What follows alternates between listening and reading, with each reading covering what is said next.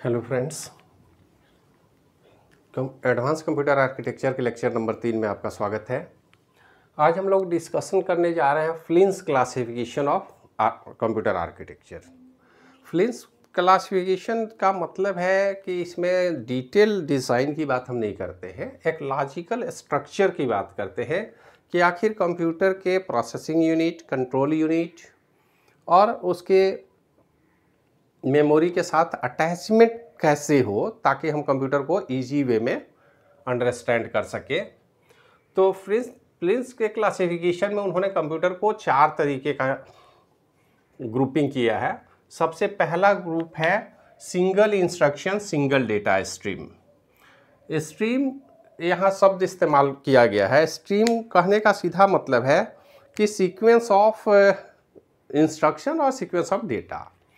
तो एक basic structure जो इन्होंने बनाया है, ये स्ट्रक्चर जो सिंगल इंस्ट्रक्शन सिंगल डेटा की बात हम करते हैं, तो आप अच्छी तरह से जानते हैं तो single instruction single data based computer जो हमारा पीसी है पर्सनल, या जिसको माइक्रो कंप्यूटर हम बोलते हैं, ये पीसी एक्चुअल में हमारा यूनी प्रोसेसर ही सिस्टम है जिसमें एक ही प्रोसेसिंग यूनिट हमने लगा रखा है।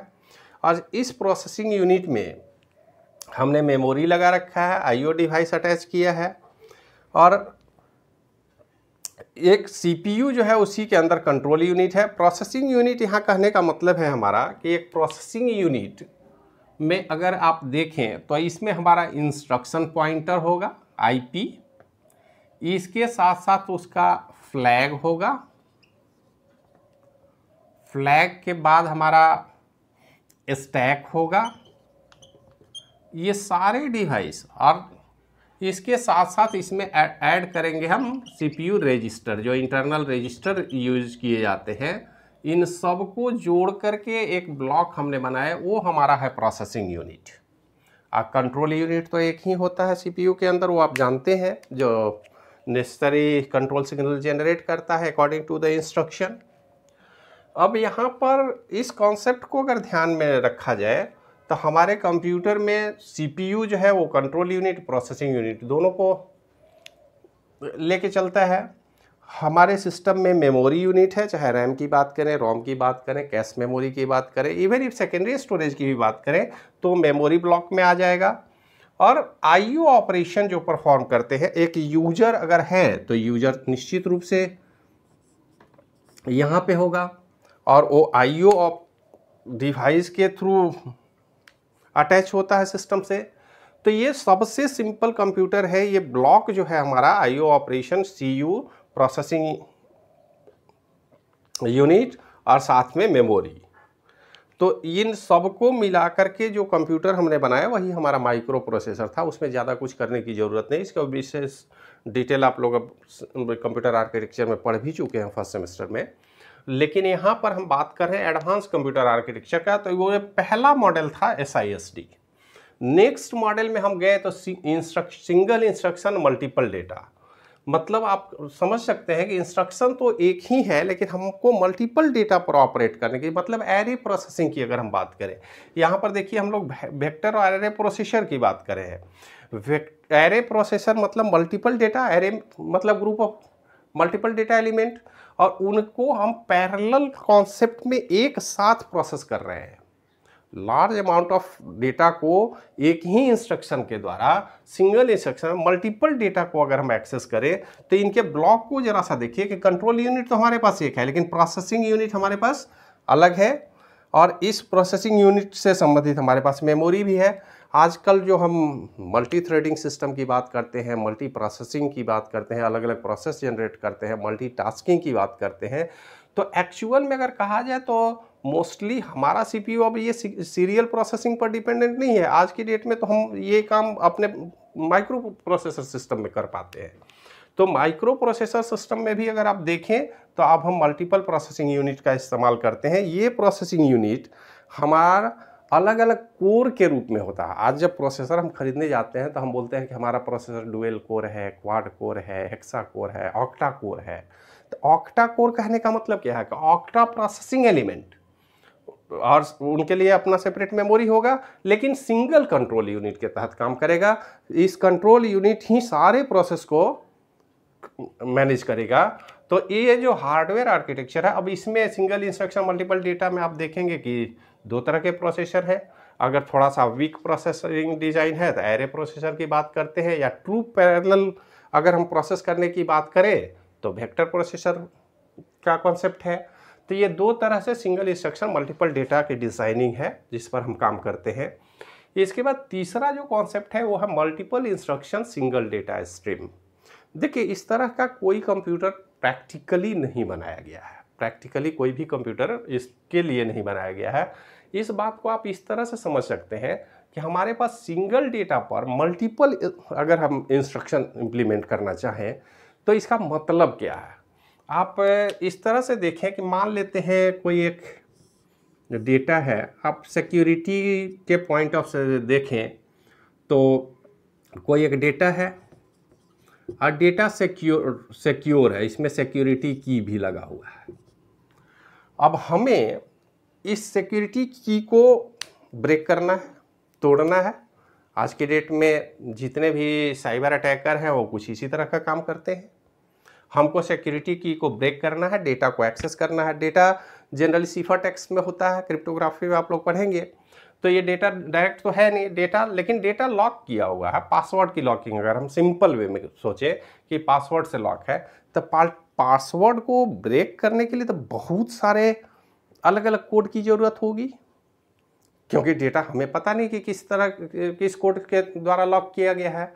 तो एक ही डेटा पर अगर मल्टीपल इंस्ट्रक्शन हम लगाएं, एक step, second step, third step, fourth step, मतलब जितने भी कॉम्बिनेशन होंगे। अब इस काम के लिए बड़े बड़े सुपर कंप्यूटर आज के डेट में इस्तेमाल किए जाते हैं, लेकिन ये कंप्यूटर का आर्किटेक्चर नहीं है, ये कोई डिज़ाइन नहीं है, ये एक खास कंडीशन है जिसमें किसी एक डेटा पर हम मल्टीपल इंस्ट्रक्शन इस्तेमाल करके उसके अलग अलग आउटपुट को एनालाइज करते हैं।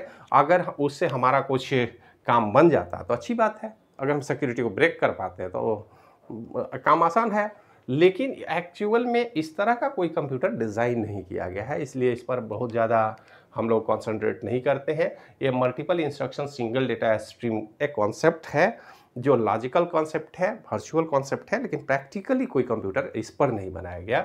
हम सीधे इसके बाद मूव करते हैं multiple instruction multiple data stream. Multiple instruction multiple data stream कहने का मतलब है कि हमारे पास दो तरह के कॉन्सेप्ट हैं, शेयर्ड मेमोरी कॉन्सेप्ट और multi computer concept. Shared memory concept कहने का मतलब एक्चुअल में हमारे सिलेबस में जो हम लोग को पढ़ना है जिस टॉपिक को, वो सीधे सीधे तौर पर मल्टीपल इंस्ट्रक्शन मल्टीपल डेटा का बात करता है, जिसमें हम या तो मल्टी प्रोसेसर की बात करते हैं।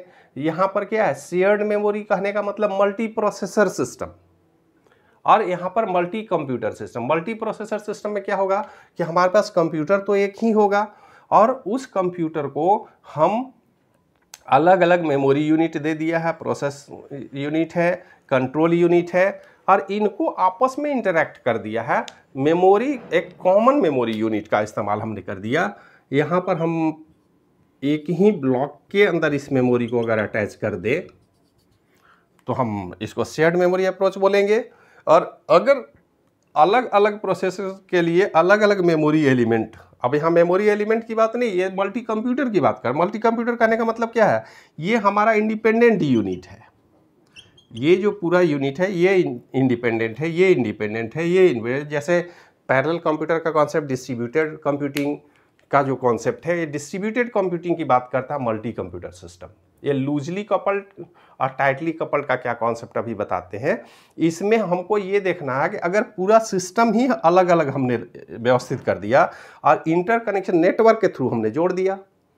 डिस्ट्रीब्यूटेड कंप्यूटिंग क्या है, डिस्ट्रीब्यूटेड कंप्यूटिंग का कॉन्सेप्ट तो यही है कि इंडिपेंडेंट सिस्टम है, उनके पास अपना मेमोरी है, अपना सीपीयू है, केवल एक इंटरकनेक्शन नेटवर्क के थ्रू वो जुड़े हुए हों, तो इसको हम बोलते हैं मल्टी कंप्यूटर सिस्टम। अगर उसी सिस्टम में हमारे पास मेमोरी को भी हमने शेयर कर दिया तो ये हमारा हो गया शेयर्ड मेमोरी, जिसको हम बोलते हैं multi processor system. Multi processor मतलब एक से अधिक प्रोसेसर है, प्रोसेसर इंडिपेंडेंट हैं, हर प्रोसेसर अपने कंट्रोल यूनिट के द्वारा कंट्रोल किया जाएगा, लेकिन डेटा के लिए मेमोरी एलिमेंट जो है वो एक ही ब्लॉक हमने रखा है। ये अलग बात है, उसकी पार्टीशन हम करेंगे और अलग अलग तरीके से उसको एडजस्ट करेंगे। लेकिन ट्रू पैरेलल कंप्यूटेशन का मतलब है कि मल्टीपल इंस्ट्रक्शन और मल्टीपल डेटा स्ट्रीम की हम बात कर रहे हैं। और मल्टीपल डेटा मल्टीपल स्ट्रीम में आप मल्टीपल प्रोसेसर बना लें, एक ही कंप्यूटर बना लें, मिनी कंप्यूटर हो सकता है, मेन फ्रेम कंप्यूटर हो सकता है, इवन एक सुपर कंप्यूटर हो सकता है। तो उसमें कंप्यूटर एक ही जगह पर है, सारे सीपीयू अलग अलग व्यवस्थित हैं, एक ही मदरबोर्ड पर हो सकते हैं, अलग अलग मदरबोर्ड पर हो सकते हैं, और लेकिन मेमोरी ब्लॉक एक ही ब्लॉक को अगर शेयर कर रहे हैं तो वो लोग टाइटली कपल्ड हैं और उनको हम बोलते हैं शेयर्ड मेमोरी अप्रोच। और अगर हम इस पूरे सिस्टम को ही अलग अलग फिजिकल लोकेशन पर एडजस्ट कर दें और नेटवर्क के थ्रू हम जोड़ दें तो उसको हम बोलते हैं मल्टी कंप्यूटर सिस्टम। तो एक्चुअल में पैरेलल प्रोसेसिंग की का जो आर्किटेक्चर है उसमें सामान्य कंप्यूटर के आर्किटेक्चर की हम बात नहीं करते हैं, हम सीधे बात करते हैं कि इस आर्किटेक्चर को कैसे डेवलप किया जाए। आज का हमारा रिक्वायरमेंट है multiple instruction, multiple data stream, whether it is tightly coupled और लूजली कपल्ड। चाहे मल्टी कंप्यूटर सिस्टम की बात हो, मल्टी प्रोसेसिंग सिस्टम की बात हो, हमारा आर्किटेक्चर विशेष करके ये है जिस पर हम काम करेंगे। अब इन सारे सिस्टम को एक साथ अटैच करना अपने आप में थोड़ा कॉम्प्लेक्स काम है, कॉम्प्लेक्स टास्क है। तो इस टास्क को हम परफॉर्म करने की कोशिश करेंगे और हम देखने की कोशिश करेंगे, लेकिन इस ब्लॉक को ठीक तरह से समझने के लिए सबसे पहले हमको इस पूरे ब्लॉक को एक बार पुनः हमको ध्यान दे करके पढ़ने की ज़रूरत है। ये जो सिस्टम है, जो हमारा माइक्रो कंप्यूटर है, उस माइक्रो कंप्यूटर यूनिट को हम ठीक से पढ़ने की कोशिश करेंगे। पहले इसके आर्किटेक्चर को एक बार रिवाइज करने की ज़रूरत है। जब इसको हम रिवाइज कर लेंगे तभी हम इधर मूव कर सकते हैं। तो इस व्यवस्था को अगर प्रॉपर तरीके से समझा जाए तो देखिए अब हम क्या करेंगे। ज़रा सा इसको हम रब कर लें।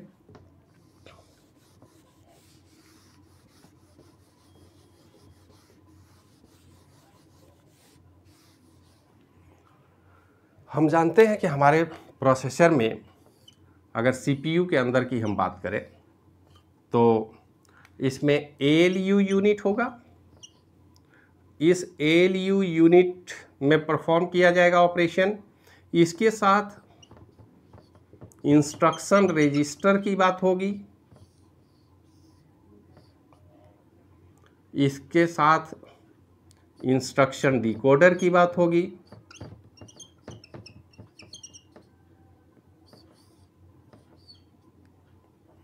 और साथ में डेटा रजिस्टर होगा। और ये सारा वर्क परफॉर्म होगा मेमोरी यूनिट से।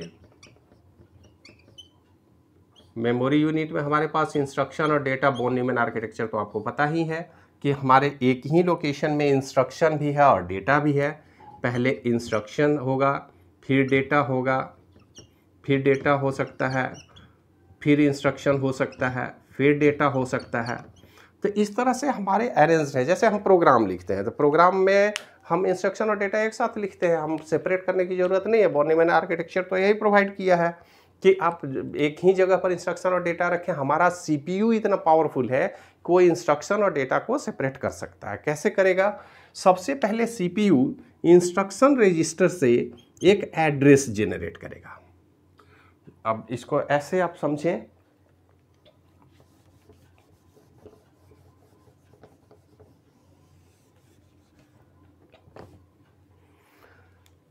सबसे पहले ये एड्रेस जनरेट करेंगे और ये एड्रेस एक्चुअल में इंस्ट्रक्शन का होगा।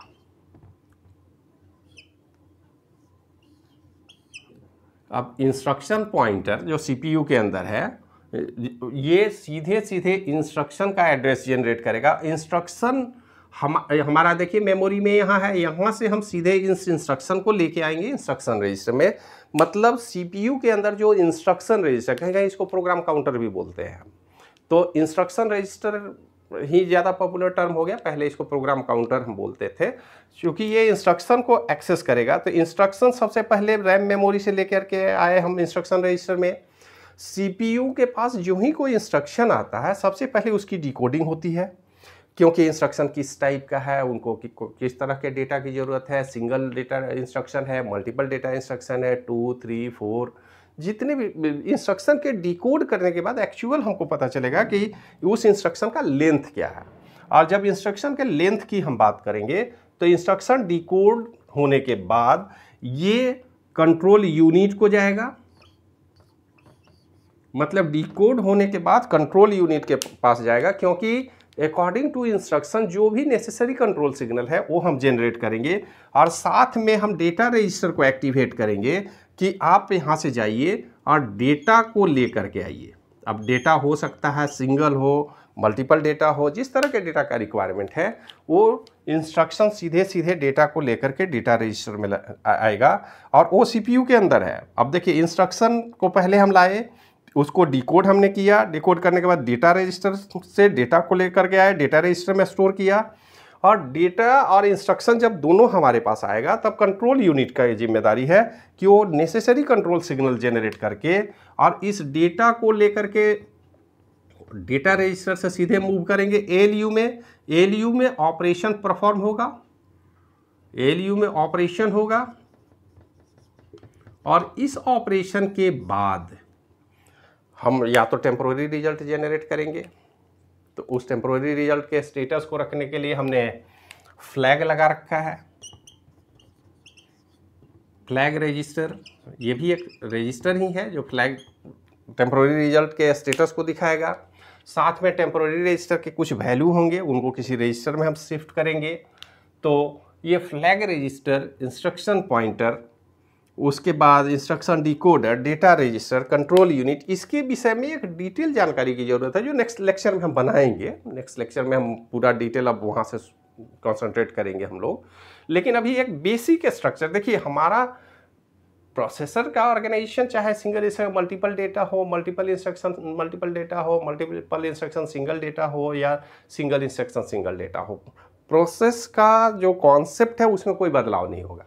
सीपीयू को हम ऑन करेंगे, कंप्यूटर हमारा ऑन होगा। हम सबसे पहले किसी प्रोग्राम को सेलेक्ट करेंगे रन करने के लिए, और प्रोग्राम को जब भी सेलेक्ट करते हैं तो वो सेकेंडरी स्टोरेज से रैम मेमोरी में पहले शिफ्ट किया जाएगा, और रैम मेमोरी के वो फर्स्ट लोकेशन जहाँ पे हमारा इंस्ट्रक्शन है उस इंस्ट्रक्शन को पहले हम इंस्ट्रक्शन रजिस्टर में लेके आएंगे, उसकी डिकोडिंग करेंगे। डिकोडिंग करने के बाद हम दो काम करेंगे। सबसे पहले नेसेसरी डेटा को कॉल करने की कोशिश करेंगे जो निश्चित रूप से उसी प्रोग्राम के साथ अटैच होगा, उसी प्रोग्राम में मिलेगा हमको, और दूसरा है नेसेसरी कंट्रोल सिग्नल जनरेट करना, जो काम कंट्रोल यूनिट का है। तो कंट्रोल यूनिट इस इंस्ट्रक्शन डिकोडर के आधार पर नेसेसरी कंट्रोल सिग्नल जनरेट करेगा। डेटा रजिस्टर जो लेके आएगा उस डेटा को फिर हम एएलयू में ट्रांसफ़र करेंगे, वहाँ पर प्रोसेस को परफॉर्म किया जाएगा। अब प्रोसेसिंग के बाद फाइनल रिजल्ट या टेम्पोररी रिजल्ट, क्योंकि मान लीजिए लंबा सा प्रोग्राम है, अब फर्स्ट इंस्ट्रक्शन हमने एग्जीक्यूट किया है तो स्वाभाविक है फर्स्ट इंस्ट्रक्शन के बाद रिजल्ट तो नहीं आएगा, वो टेम्पोररी रिजल्ट होगा। उस रिजल्ट में फर्दर प्रोसेसिंग की ज़रूरत है, और भी इंस्ट्रक्शन आएगा, और भी डेटा आएगा। तो उस टेम्पोररी रिजल्ट को हम यहाँ से शिफ्ट करेंगे, किसी न किसी रजिस्टर में ले जाएंगे, रैम के किसी लोकेशन में रखेंगे, और फर्दर इस तरह से प्रोसेसिंग करते करते हम लास्ट में आएंगे और मशीन हमारा स्टॉप हो जाएगा, हॉल्ट हो जाएगा, हमारा प्रोग्राम का एग्जीक्यूशन कंप्लीट हो जाएगा।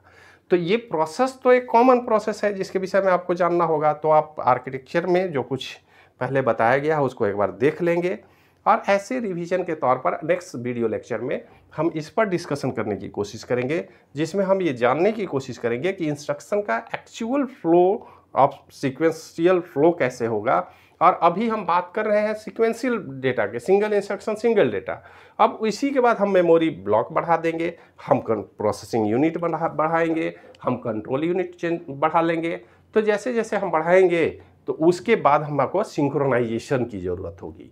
स्वाभाविक है कि एक से अधिक अगर सीपीयू हम इस्तेमाल कर रहे हैं, एक ही मेमोरी ब्लॉक की बात कर रहे हैं, तो वहाँ सेपरेशन की बात होगी, और इंटर प्रोसेस कम्युनिकेशन की बात होगी। प्रोसेस के बीच में सिंक्रोनाइजेशन के कॉन्सेप्ट पर हम काम करेंगे। तो इन सारी बातों पर विशेष रूप से ध्यान देंगे। और कुछ काम तो ऑपरेटिंग सिस्टम खुद परफॉर्म करता है, तो बहुत ज़्यादा आर्किटेक्चर के लेवल पर हमको काम करने की ज़रूरत नहीं है, क्योंकि हमारा ऑपरेटिंग सिस्टम बड़ा पावरफुल है, वो इन सारे काम को कर सकता है। प्रोसेस मैनेजमेंट की बात हो, फाइल मैनेजमेंट की बात हो, आईओ डिवाइस के मैनेजमेंट की बात हो, इंटर प्रोसेस कम्युनिकेशन की बात हो, प्रोसेसर सिंक्रोनाइजेशन की बात होती है, सारा काम operating system, powerful operating system है जो ये काम करता है। लेकिन हमको हार्डवेयर लेवल पर जो डिज़ाइन करने की ज़रूरत है वो इस तरह से हम सर्किट डिज़ाइन करेंगे कि आखिर इंटरेक्शन बने तो कम्युनिकेशन तो संभव हो, और उनके बीच डेटा का कम्युनिकेशन तो संभव हो। तो डेटा अगर हम एक्सेस ही नहीं कर पाए या कनेक्शन ही एस्टेब्लिश नहीं कर पाए तो ऑपरेटिंग सिस्टम कुछ नहीं करेगा। तो हमको पहले आर्किटेक्चर में इस बात का विशेष रूप से ध्यान देना है कि हम किस तरह से आर्किटेक्चर को डिज़ाइन करेंगे, जिसमें विशेष करके इसके विषय में आप लोग पढ़ चुके हैं। हम सिंगल इंस्टेंस मल्टीपल डेटा की बात करेंगे, वेक्टर प्रोसेसिंग की बात करेंगे, एरे प्रोसेसिंग की बात करेंगे, या फिर शेयर्ड मेमोरी अप्रोच, मतलब मल्टी प्रोसेसर कंप्यूटर या मल्टी कंप्यूटर की बात करेंगे। और ये लॉजिकल स्ट्रक्चर है, इस आर्किटेक्चर में बहुत कुछ करने की ज़रूरत नहीं है, ये प्योरली लॉजिकल आर्किटेक्चर है। जब फिजिकली हम स्ट्रक्चर डिज़ाइन करेंगे तो इस आर्किटेक्चर को ध्यान में रख के हमें काम करना होगा। तो आज के वीडियो में यहीं क्लास को रोकते हैं और फिर अगले वीडियो में मिलते हैं। वीडियो देखने के लिए धन्यवाद।